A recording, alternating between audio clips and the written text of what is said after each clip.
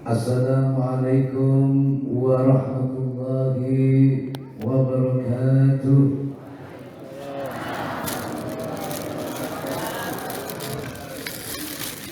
Kurang semangat ya.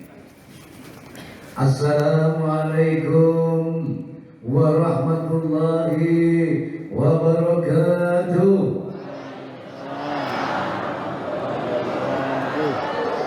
Hidup zaman lagi. Luar biasa, luar biasa. Bismillah, alhamdulillah, assalatu wassalamu ala rasulillah, wa la hawla wa la quwata illa billah. Syukur kepada Allah, salawat dan salam senantiasa kita aturkan kepada junjungan kita baginda Nabi Muhammad sallallahu alaihi wasallam.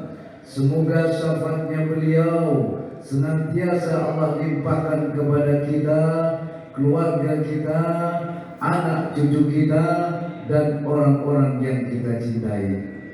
Tak lupa pula semoga Allah senantiasa melimpahkan barokah kedua orang tua, barokahnya guru, barokahnya mertua, barokahnya ulama-ulama Allah, aulia-aulia Allah, wabil khusus barokah karamat Sultanin Aulia Syabdul Qadir Al-Jilani radhiyallahu anhu. Allah limpahkan kepada kita semua dan keluarga kita dengan sebab barokah kita semua beserta keluarga diangkat derajatnya oleh Allah di dunia wal akhirah, diberikan keimanan yang hakul yakin kepada Allah, diselamatkan hakikat iman kita semuanya. Apa yang diucap, apa yang direncana dengan sebab barokah, kalau sekiranya menjadikan barokah hidup di dunia wal akhirah, Allah sukseskan semuanya. Al-Fatihah.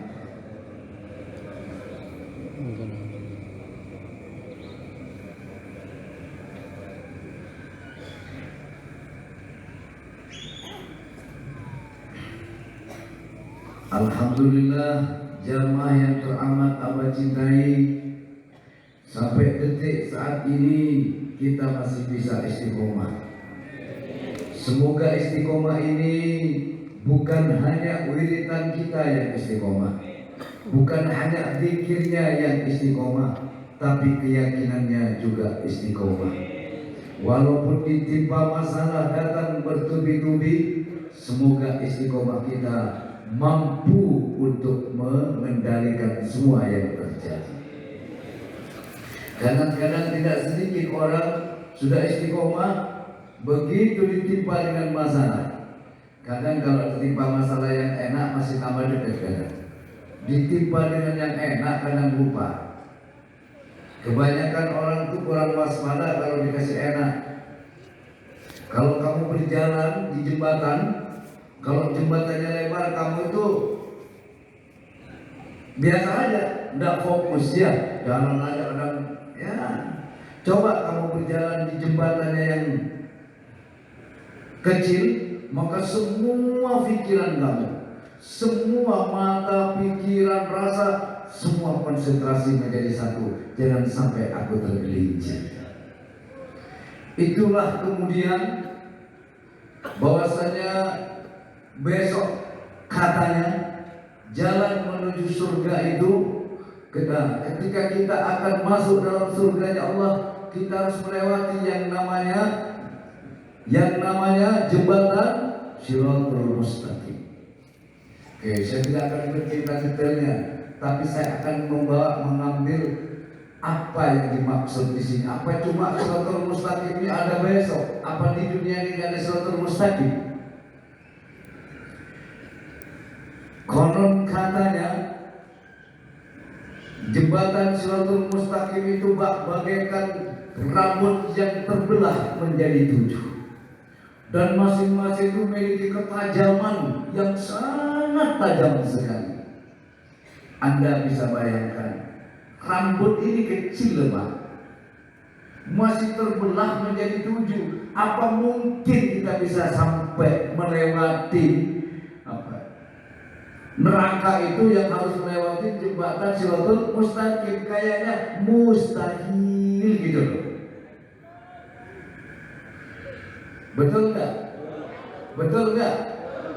Kok ini rambut ini sudah kecil masih terbelah 7, tajam lagi. Kok kayaknya nggak ada yang lolos nih. Betul nggak itu?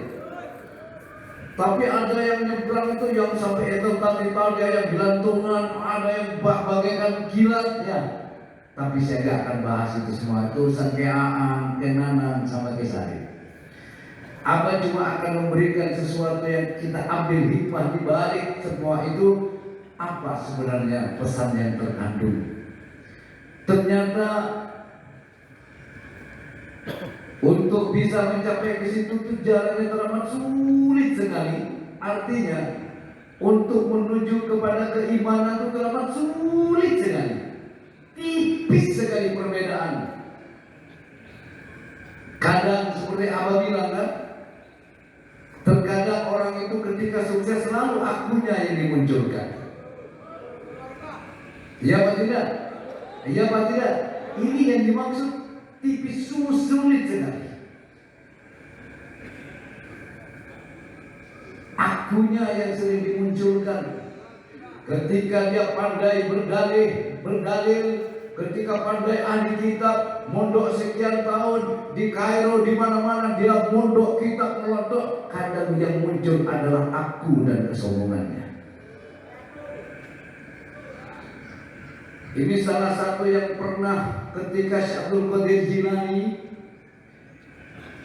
ada suatu sinar yang berbicara. Sinar itu berbicara kepada Syekh Abdul Qadir Jilani. Ya Syekh Abdul Qadir Jilani, aku adalah Allah. Maka bagimu saat ini yang halal kuhalalkan untukmu, semua kuhalalkan untukmu, termasuk yang haram aku halalkan untukmu. Katanya sinar tadi, akulah Allah yang mengaku itu. Apa kata Syekh Abdul Qadir Jilani? Tidak, kamu bukanlah Allah, kamu itu iblis. Bagaimana kamu tahu aku iblis? Karena apa yang Allah haramkan tetap akan haram. Apa yang telah Allah tetapkan tidak akan berubah. Betul tak? Apa yang Allah haramkan adalah tetap haram. Apa kata iblis? Kamu selamat, Syekh Abdul Qadir Jilani. Kamu selamat atas godaanku karena ilmumu. Kamu selamat atas godaanku.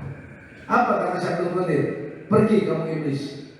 Aku selamat dari godaanmu bukan karena ilmuku, karena sesungguhnya karena pancaran nur ilmu Allah yang diberikan kepadaku, bukan ilmuku, karena aku tak berilmu. Ilmu adalah dari Allah. Nah, kalau Abdul Qadir yang di tangga kita kan nggak begitu, ya. Kamu hebat. Oh iya, ini gunanya gua mondok bertahun-tahun. Makanya ngaji itu ngaji biar gak gampang disesatin. Betul apa enggak? Betul apa enggak? Betul apa betul? Ini gua selamat dari godaan iblis itu. Kenapa? Karena gua mondok bertahun-tahun. Gua semua kitab sudah gua pelajari. Ini untungnya gua ngaji, untungnya gua belajar kitab, sehingga tak mudah disesatkan oleh iblis, oleh setan. Nah itu. Tidak dengan Syekh Abdul Qadir Jilani. Kau selamat dari godaanku ya Syekh Abdul Qadir, karena ilmumu. Enyahlah kamu dari hadapanku wahai iblis. Aku selamat dari godaanmu bukan karena ilmuku, karena ilmuku adalah ilmu Allah, tapi karena pancaran nur ilmu Allah yang diberikan kepadaku, sehingga aku tahu godaanmu, tipu daya kamu.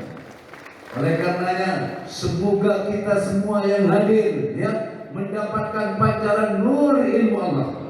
Orang kalau sudah dapat pancaran nur ilmu Allah, maaf ya, orang dulu tuh kadang ngaji nggak bisa, tapi nggak bisa ngaji kok bisa ngaji. Nah kan lucu ya, orang alim tapi nggak ngaji. Mohon maaf, saya mau cerita, ada namanya seorang ulama besar bernama lupa ya. Yehosnan, boleh saya cerita? Yehosnan ini selama pesantren itu tidak pernah ngaji, hanya mengabdi kepada gurunya. Dengarkan baik-baik ya. Dari mana saya dapat cerita ini? Saya diceritakan oleh guru saya. Dan alhamdulillah abah saya masih sempat suan kepada beliau. Waktu itu saya belum mondok. Yehosnan ini selama pesantren beliau tidak pernah ngaji, hanya ngabdi kepada kiainya. Suatu ketika Bu Nyainya itu kehilangan cincin yang merupakan cincin pernikahan. Berarti cincin pernikahan ini pemberian dari suami. Cincinnya jatuh di WC. Kalau dulu ada namanya WC atau kakus, ya. Kakus tahu? Dari apa tuh kakus? Itu biasanya jomblang, jadi digali. Tapi di atasnya dikasih kayu, terus ada lubang. Nah, disitulah biasanya. Apa bahasa orang sini? Ya, jambang, ya. Jamban, ya. Ya, seperti itu. Nah, ketika bunya itu mungkin lagi jatuh cincinnya. Kalau WC sekarang kan nggak bisa dimasukin ya, kan pakai orang udah cor-coran. Kalau dulu kan bukan cor-coran. Berceritalah bunya ini kepada Yai, kepada Kiai, yaitu suaminya. Kiai, ada apa Nyai? Kok kelihatannya kok sedih mulu? Bukan gitu, Abah. Itu cincin pemberian Abah, cincin pernikahan kita tuh jatuh di WC. Saya kok kepikiran terus itu cincin. Ya sudahlah, wong sudah jatuh mau diapain lagi? Bukan soal cincinnya Abah, tapi ini pemberian Abah. Ini kok kelihatan berpuluh-puluh tahun sudah lengket di tangan saya. Kok terbayang-bayang di mata saya. Nah, ketika dengar bercerita seperti itu, Yehosnan itu dengar ceritanya Bu Nyai kepada Kiai tadi. Tanpa berpikir panjang, Yehosnan langsung dibongkar itu yang namanya WC. Dia masuk ke dalam, dia cari yang namanya cincin. Bisa dibayangin, cincinnya warnanya masuk di tempat yang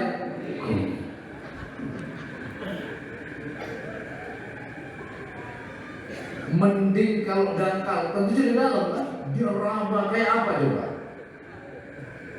Bisa Anda bayangkan? Adakah yang sekarang seperti itu? Tidak ada.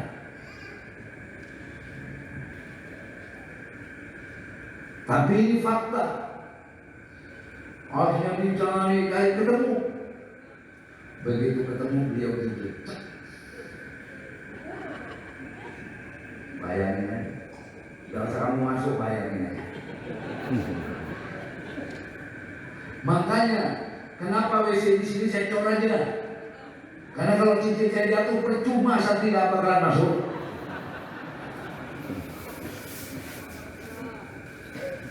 Oke, saya lanjut. Akhirnya dia masuk, ketemulah cincin itu lalu digigit. Kemudian diaturkan kepada bunyanya. Loh, apa nam?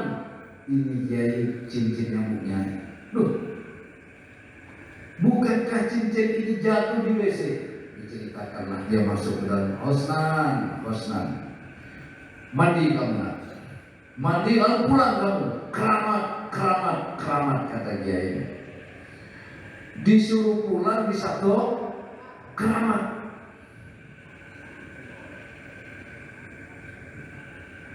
Apa yang terjadi? Betul, beliau menjadi seorang ulama besar. Keramat tamunya itu ribuan. Jadi kalau orang datang ke situ dulu, jadi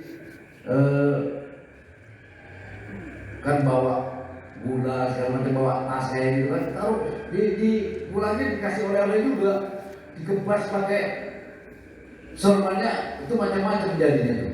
Ada yang kalau dia tali kadang dapat kotorannya sapi, wah ini alamat talinya bakal makmur itu.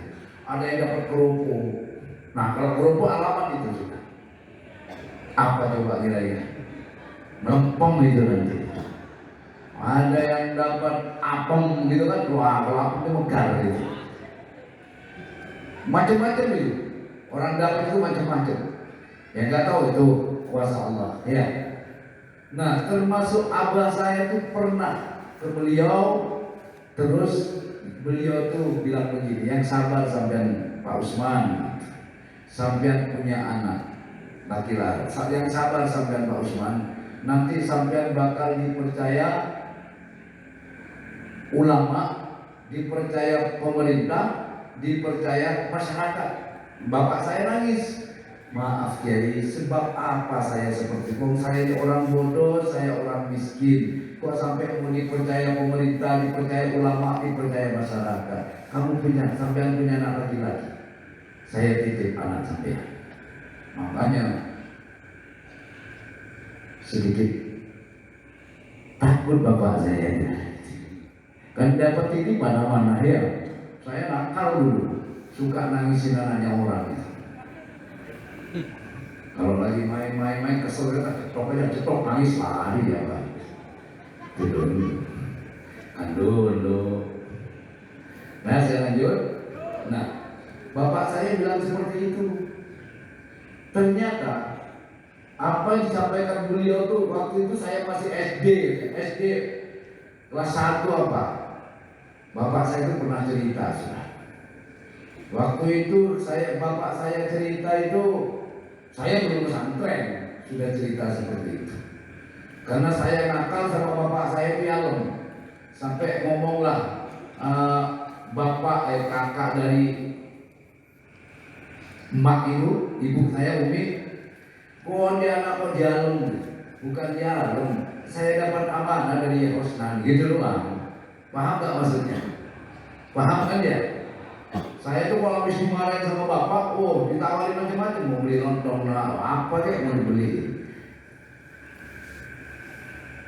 Ada penyesalan. Nah ternyata apa yang diceritakan beliau itu jadi kenyataan. Dipercaya pemerintah. Ketika pejabat datang ke sini, Jokowi datang ke sini adalah bagian dari pemerintah. Ketika dimintain pendapat, pendapat, berarti kan dipercaya. Betul apa betul? Oke, nyata apa tidak? Saya bukan pejabat, betul. Yang kedua, dipercaya ulama, banyak kiai-kiai di sini. Betul apa betul? Percaya. Yang ketiga, dipercaya masyarakat, kalian semua bagian dari masyarakat. Bukan hanya dari daerah ini, seluruh Indonesia ada. Betul apa betul? Fakta ada. Inilah walinya, makanya selalu apa balik? Ya Hosnan sumber berini. Betul? Kenapa?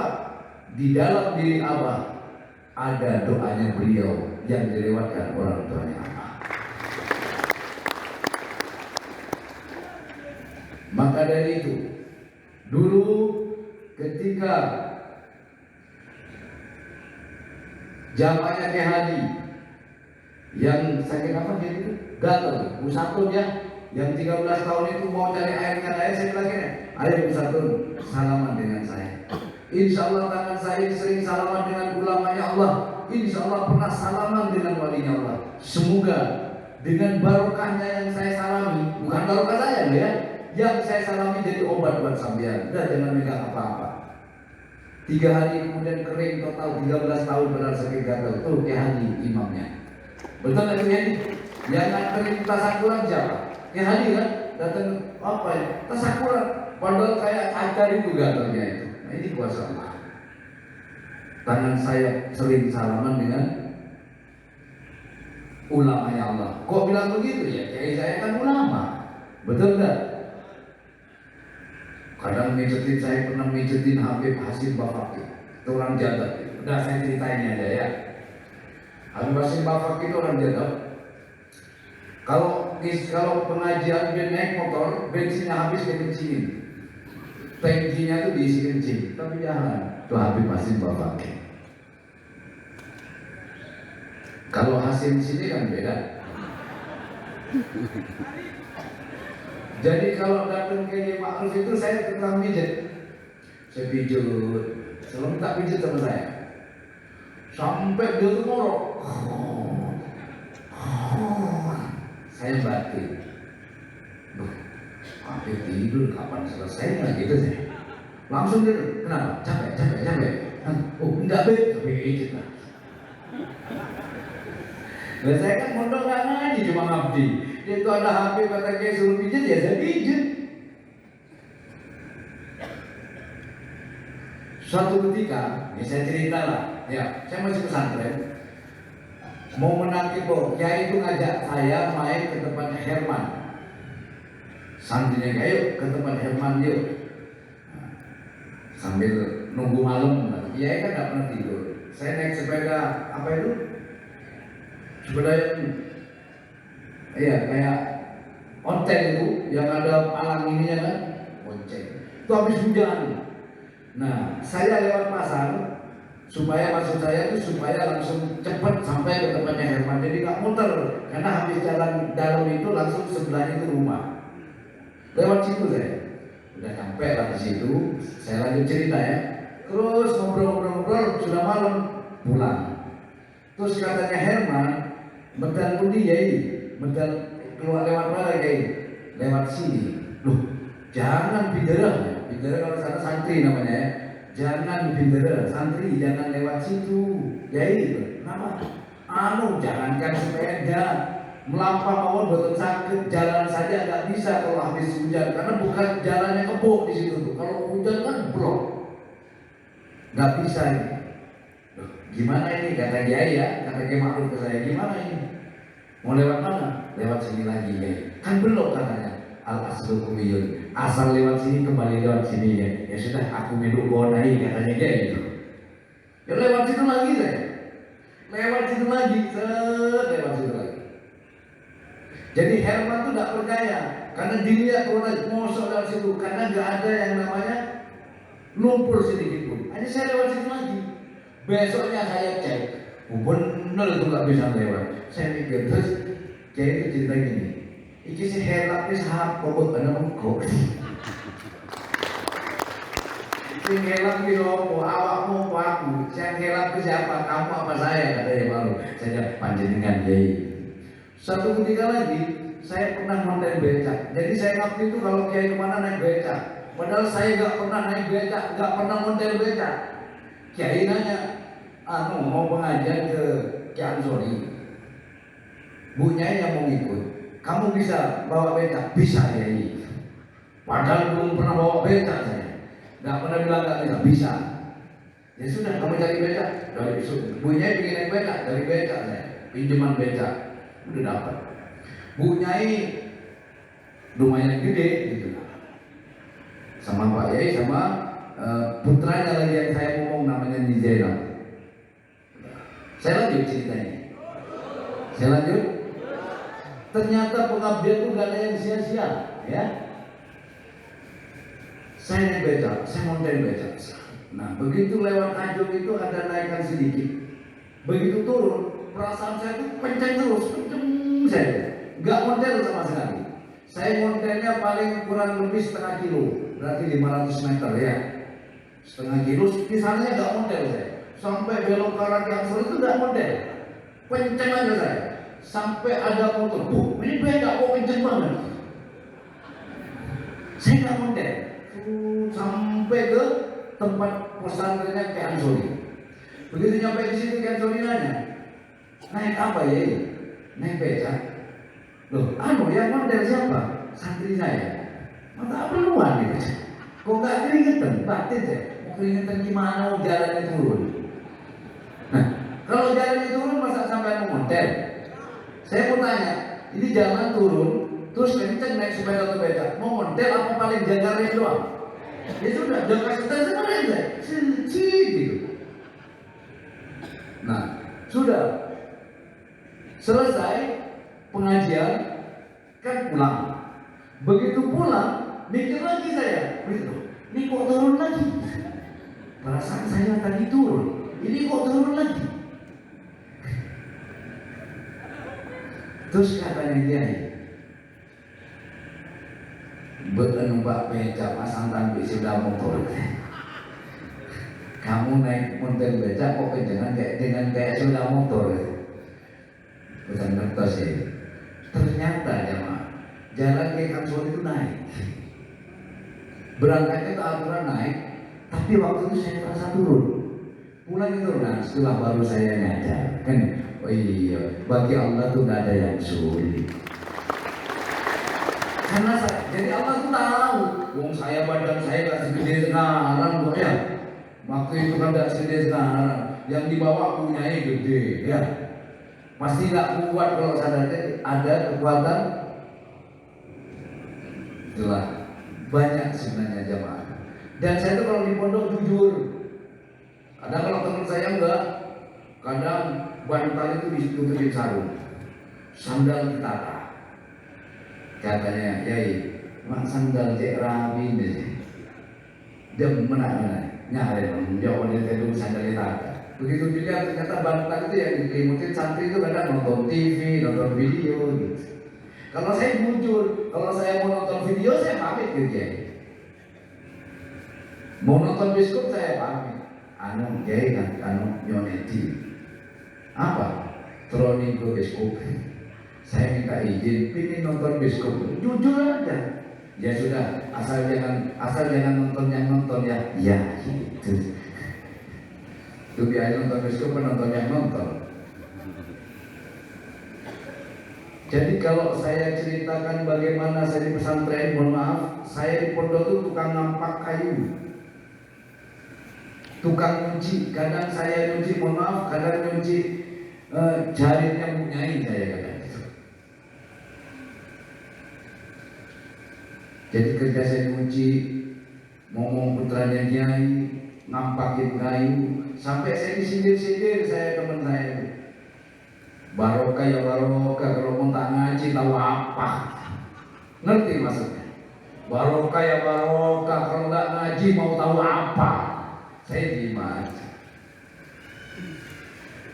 Terus saya kalau kerja, yang lain pikul berdua, saya sendiri kalau ngangkut pasir, ngangkut paras atau paras, saya sendirian. Sampai disindir. Kerja itu harus ikhlas karena Allah, jangan karena kiai, itu kata teman saya. Tapi tidak ngomong sama saya bilang, enggak, saya kerja karena kiai. Bagaimana Allah akan senang ke saya kalau kiai sendiri enggak senang? Memang saya kerja ini caper dari perhatiannya kiai. Kalau kiai enggak perhatian ke saya, bagaimana Allah yang mau perhatian? Kalau kiai sudah enggak senang, jangan harap Allah itu akan senang. Senangnya gurumu akan menjadi senangnya Tuhan kamu. Makanya kalau saya kerja harus tahu kiai saya. Kalau saya kerja, itu saya ke teman saya. Ya memang benar waktu saya mondok seperti itu. Saya tidak tahu niat karena Allah itu kayak apa. Betul nggak? Yang penting buat saya guru saya senang sudah. Guru saya senang, Allah pasti senang. Alhamdulillah jamaah, barokahnya. Bukan hanya saya yang merasakan, termasuk imam-imam manakib yang tadinya tidak bukan kiai, bukan ustaz, sampai punya jamaah, sampai dipanggil ustaz, termasuk jamaah manakib. Kau pun kebagian barokah. Dan semua itu karena pengabdian, Maka mengabdilah kamu dengan tulus dalam hidup ini. Niscaya Allah akan angkat derajat kamu. Jangan cuma mengandalkan kepintaranmu. Kalau cuma mengandalkan kepintaran, kealiman, orang alim itu banyak di atas langit ada langit. Betul? Betul apa betul? Betul apa betul? Di atas langit ada langit. Alhamdulillah, dengan sebab mengabdilah sehingga Allah ridho. Makanya Abah sering bekerja keras, kalau ngerjain apa-apa kan ditangani sendiri bareng sama santri. Kenapa? Karena sudah biasa seperti itu. Hidup jamaah manakib. Semoga jamaah manakib semua, ya, baik yang hadir malam ini maupun yang tidak, tapi semua adalah jamaah. Allah selamatkan hakikat imannya, Allah angkat derajatnya, Allah barokai hidupnya, Allah barokai hidupnya. Itulah yang selalu saya minta, wahai jamaah, kepada Allah. Ya Rabb, angkatlah dan muliakanlah jamaah manakib beserta keluarganya. Itu yang selalu amal doa minta kepada Allah, dan mustajabkan doanya jamaah. Ya Allah, likulli syai'in sababa, segala sesuatu ada sebab musabab. Karena engkaulah jamaah ini datang ke sini, penyebabnya adalah Allah. Betul tak? Betul. Dan kami semua tidak punya daya dan kekuatan. Maka tolong jamaah, tolong kami ya Allah. Jadikan jamaah manakib ayatun min ayatillah. Itu yang saya minta kepada Allah. Mau didoain begitu? Kau juga doakan aku, ya. Aku doakan kamu, kamu doakan aku. Aku butuh doa kalian, karena aku bukan siapa-siapa. Tentunya kamu juga butuh doa saya. Kalau kedua orang yang bercinta saling berdoa, disitulah akan menggetarkan langit. Karena doa yang dikabulkan, doa yang ikhlas. Tidak ada keikhlasan tanpa ada kecintaan. Mohon maaf, mengundang seorang selamatan. Tapi kalau nggak ada cinta, ya sebatas doa doang, betul. Kalau cuma doa Rabbana atina fid dunya hasanah, cuma doa, sebatas doa. Beda kalau yang berdoa itu orang yang mencintai dan saling dicintai. Contohnya, kenapa doanya orang tua untuk anak itu tidak baik? Betul nggak? Langsung dikabulkan oleh Allah, karena tidak ada orang tua yang tidak ikhlas kepada berdoa untuk anaknya. Kenapa ikhlas? Karena tidak ada orang tua yang tidak sayang dan cinta kepada anaknya. Iya atau tidak? Iya atau tidak? Betul? Betul atau betul? Ikhlasnya itulah yang membuat doa orang tua itu mustajab untuk anaknya. Doanya guru juga akan mustajab untuk santrinya. Kenapa? Kalau gurunya itu cinta. Cinta itu akan melahirkan keikhlasan. Jangan bicara ikhlas dulu. Ikhlas itulah haji Allah. Tapi kamu akan merasakan tanpa beban, tanpa harap apa-apa, ketika kamu menemukan cinta di dalamnya.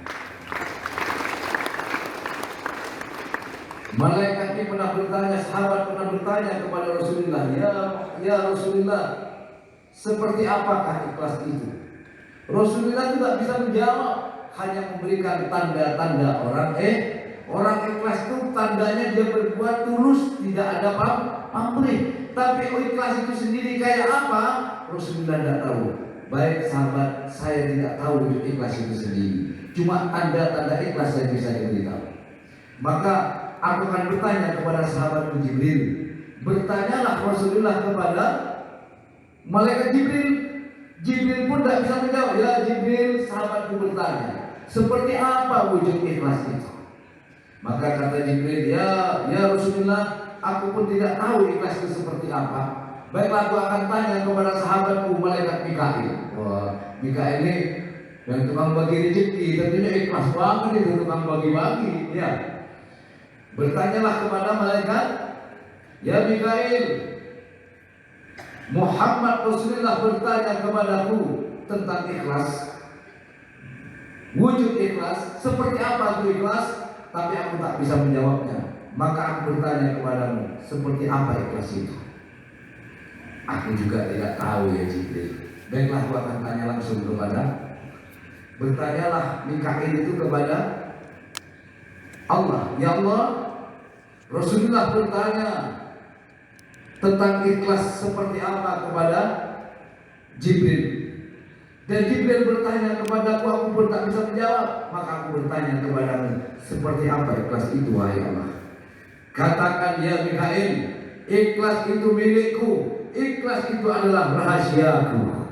Nah itu, makanya jangan gampang-gampang aku ikhlas. Betul nggak itu? Betul apa enggak? Nah, cinta itulah yang dapat melahirkan keikhlasan.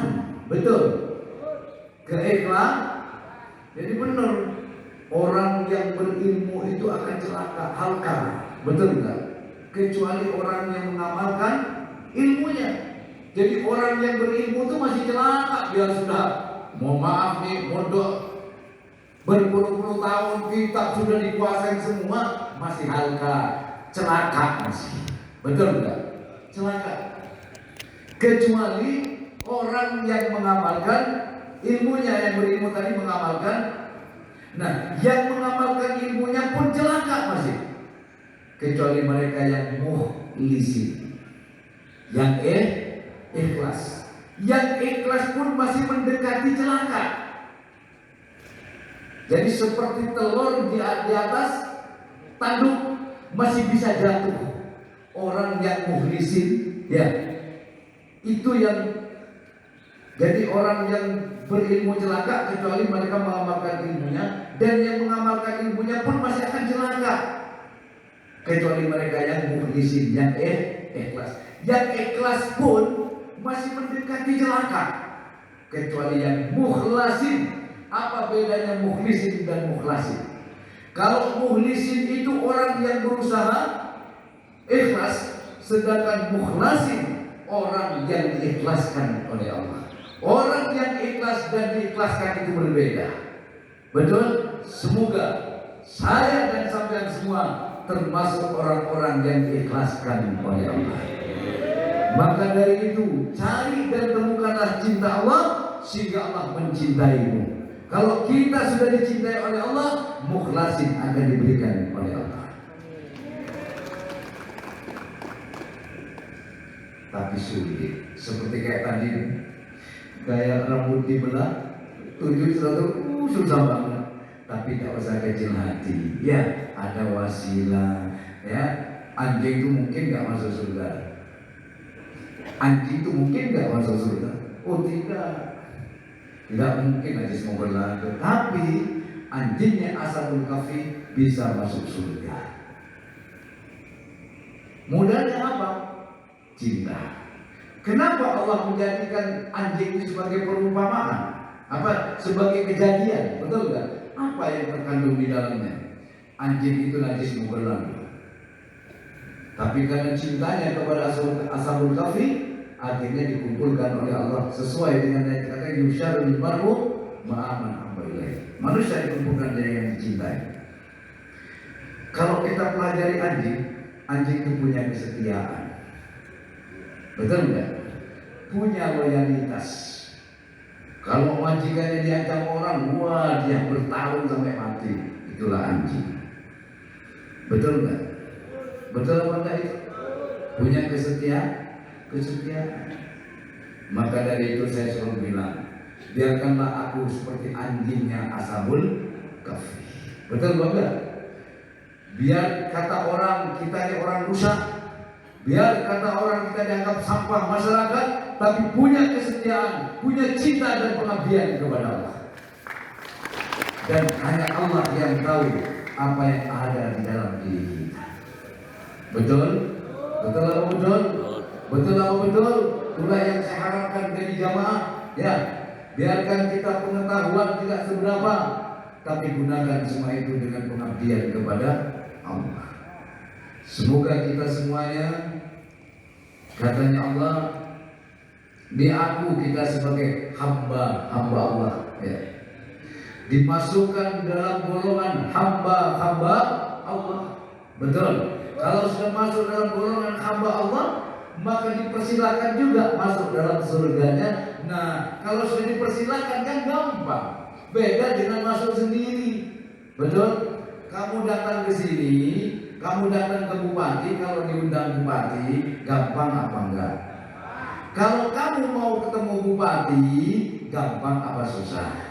Kamu mau ketemu presiden, gampang apa susah? Susah. Ya, maaf lah, kayaknya sulit banget gitu.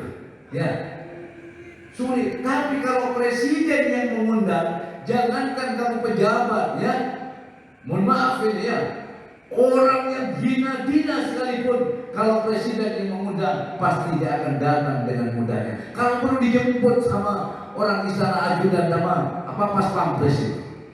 Nah, ini gambaran wahai jemaah. Betul apa betul? Betul apa betul? Betul apa betul?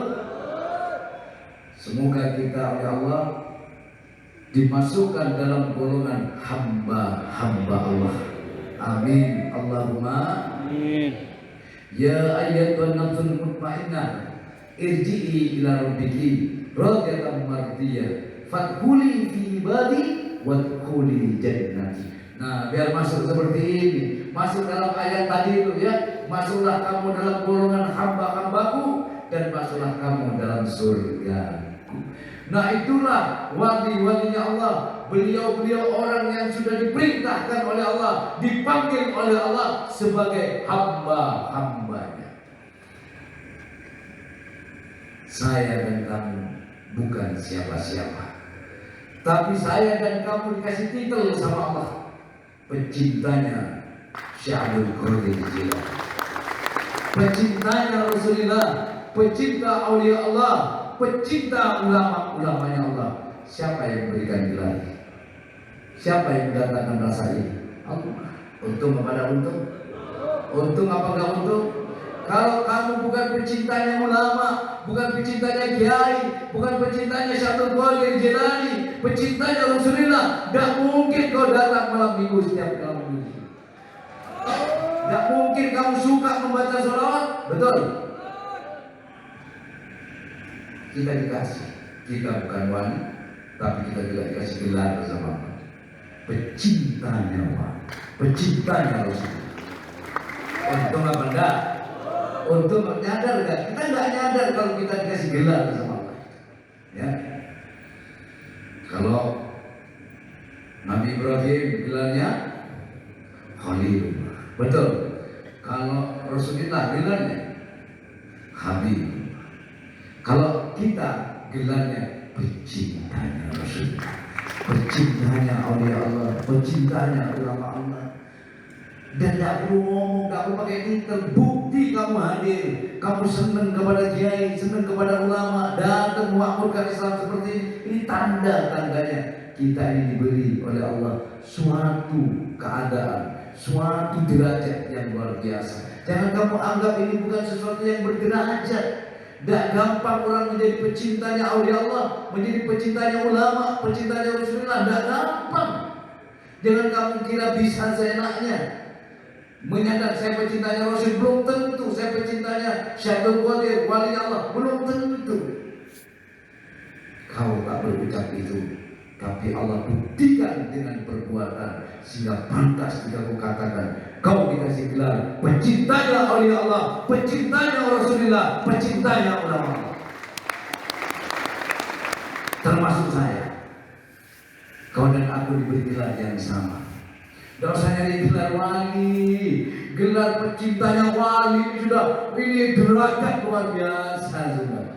Di tengah zaman sekarang ini kok, betul nggak? Wong kadang maaf, baca maulid kadang dibilang bid'ah, betul nggak? Wasilah dibilang bid'ah. Saya dan kamu menjadi pecintanya di tengah-tengah orang yang mengatakan bid'ah. Bukankah kita dipilih? Betul? Betul apa betul? Saya ingat apa yang dikatakan oleh Gus Dur. Islam datang bukan untuk merubah budaya leluhur kita menjadi budaya Arab, bukan untuk merubah saya menjadi anak, sampean menjadi antum, sedulur menjadi ahli. Tetap kita pertahankan budaya leluhur kita. Serap baiknya, jangan kau serap budaya Arabnya. Serap baiknya, betul gak? Serap baiknya, jangan kau serap budaya. Setuju? Setuju? Apa? Cinta kepada habaib, betul gak? Tapi tetap abah menjadi Islam yang Indonesia. Islam yang berbudaya di Indonesia. Apa budaya kita? Budaya Islam kita di Indonesia ini tahlilan. Itu budaya kita. Torekota. Tahlil mungkin tidak ada di Arab, adanya di Indonesia. Di Arab nggak ada pindah. Dari Arab Indonesia. Saya Islam Indonesia. Betul nggak? Betul. Kalau kata Soekarno, kalau kamu jadi Islam, jangan jadi orang Arab. Tetaplah jadi Islam yang Indonesia. Ya kalau mau protes ke Soekarno. Saya cuma menyambung lidah kok, betul nggak? Dan saya setuju gitu loh. Artinya apa? Kita ini sudah punya budaya, Arab punya budaya. Betul? Betul apa betul? Indonesia punya budaya, Asia punya budaya, Eropa punya budaya. Yuk kita besarkan Islam sesuai dengan budaya kita sebagai warga Indonesia. Kalau Indonesia senang tahlilan, senang selawatan, senang maulid Nabi, Isra Mi'raj, ayo ramaikan Islam dengan cara seperti itu. Tidak usah dibidah-bidahkan. Sembrono. Iya Pak tidak? Iya Pak tidak? Hah? Ini salah satunya. Ini budaya Islam, ya. Islam yang berbudaya Indonesia. Manakibah. Di Arab nggak ada manakibah. Isra Mi'raj nggak ada. Isra Mi'raj itu adanya di Indonesia. Untung nggak untung? Kita kaya dengan budaya, ya. Lewat budaya lah kita memakmurkan Islam. Pejuang-pejuang kita, tokoh-tokoh ulama kita dulu, bagaimana mengajak umat untuk aman kepada Allah, untuk iman kepada Allah melalui budaya. Kumpul-kumpul lah, di kumpul-kumpul tuh jangan selawatan. Habis adzan itu yang ada pujian itu di mana? Di Indonesia, betul nggak? Begitu selesai adzan, pujiannya macam-macam. Ilahi las tulil firdausi a'la. Betul? Ada hati bingung, pikiran sumpah nopo tambane. Maus Al-Quran langen angen marang makna dan seterusnya. Ya, ada pujian macam-macam di Indonesia itu. Nah inilah. Oleh karena itu, bagaimana budaya kita? Kita sangat santun kepada siapa? Betul? Betul apa betul? Betul apa betul? Alhamdulillah. Di Arab Isra Mi'raj nggak ada. Ada nggak Isra Mi'raj? Ada tahlilan. Nggak adanya di mana? Di Indonesia. Ya sudah, kita ini orang Islam yang punya budaya Indonesia. Tahlilan budaya kita. Ya sudah, jangan dilarang-larang, gitu loh. Jangan mentang-mentang lama di Yaman, lama-lama di Arab, di sana nggak ada tahlilan. Ya biarin Arab, Indonesia. Hidungnya aja nggak sama.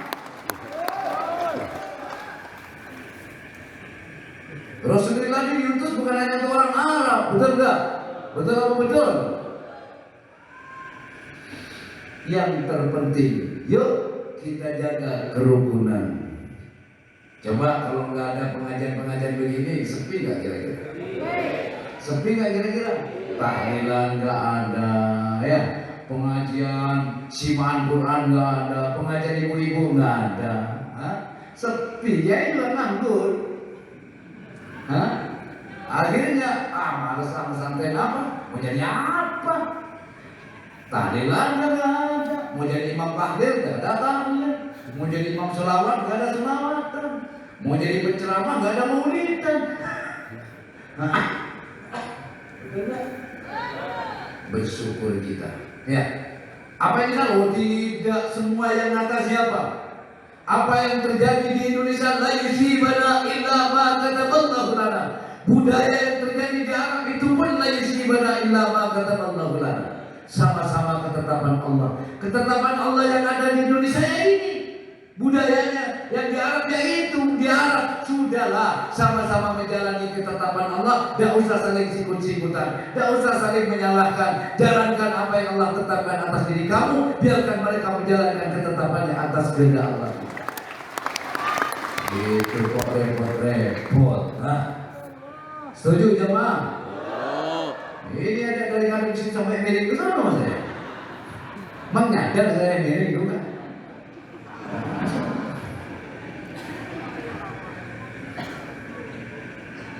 Alhamdulillah, hidup jamaah manakib. Luar biasa. Emang luar biasa. Sudah? Ya, batuk dulu lah batuk. Harusnya saya yang batuk, saya yang ngomong. Makanya happy aja. Begadang jangan begadang. Apa artinya malam minggu? Joget terus. Ada ulama Arab itu pakai joget. Ya, saya kan bukan orang Arab. Senang jogetnya lihat, gak senang kutubannya. Tinggal lihat kok. Setuju ya jemaah ya? Jadi semakin dirasani jangan berhenti. Kalau semakin dirasani kamu berhenti berarti kamu kalah. Betul enggak? Betul apa betul? Jalan terus ya.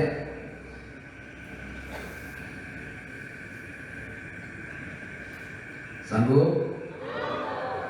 Kholan kurang berapa lagi? Kurang 1 bulan. Sudah siap semuanya? Siap apanya? Alhamdulillah, pengumuman lomba-lomba itu besok diundang diumumkan. Ya jadi ya.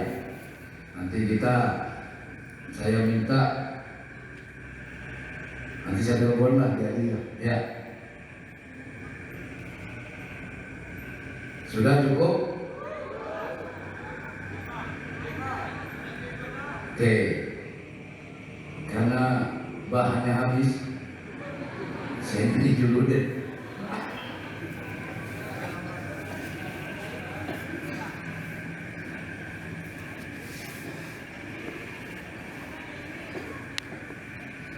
Kalau abah begini tuh jangan dikirim ke akun deh ya. Kecuali sudah diedit dulu ya. Ini kan internal ya. Kalau cuma buat konsumsi sendiri nggak apa-apa ya. Setuju ya? Kadang abah ada lagu itu banyak banget mau dimasukin ke album TV nggak bisa, sudah diklaim. Ya udah klaim aja lah. Padahal modal gua gitu ya. Nggak apa-apa lah. Saya kalau dibilang ikhlasin enggak, ridho aja lah. Ya kan ridho saya kan.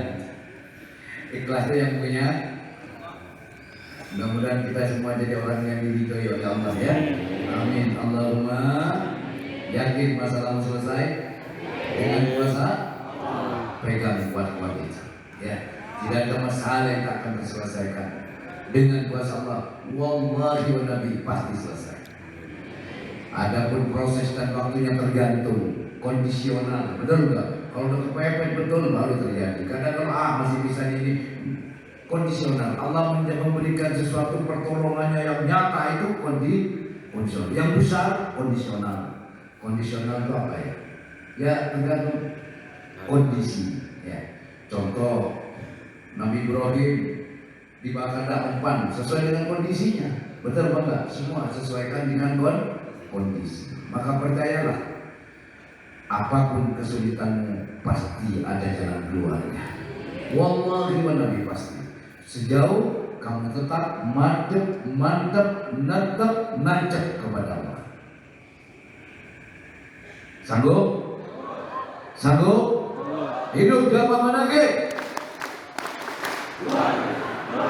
Emang luar biasa. Soundnya kurang enak, Jis. Kurang empuk gitu ya. Kasihan dan nyanyinya biar suaranya enak. Ayo Tis, mau nyanyi dulu? Hah? Ya udah yuk.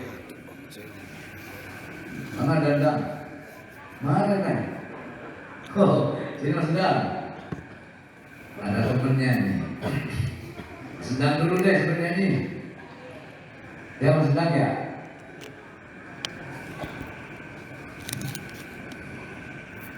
Besok di sini nih acara Forsa. Forsa itu apa sih?